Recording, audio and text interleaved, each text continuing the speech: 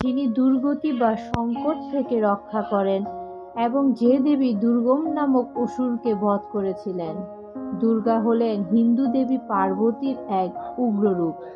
হিন্দু সংস্কৃতিতে তিনি জনপ্রিয় এক দেবী। তাকে আদ্যাশক্তির রণরঙ্গিনী এক মহাদেবীর রূপ বলে মান্য করেন।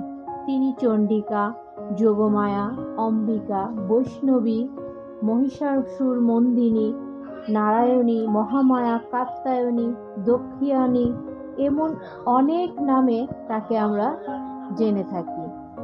তবে দশভুজা রূপটি সমধিত জনপ্রিয়। তার বাহন সিংহ। মহিষাসুরমর্দিনী মূর্তিতে তাকে মহিষাসুর নামে এক অসুরকে বধরত অবস্থায় দেখা যায়। তার অনেক রূপ, যার মধ্যে কালী রূপটি অন্যতম জনপ্রিয়।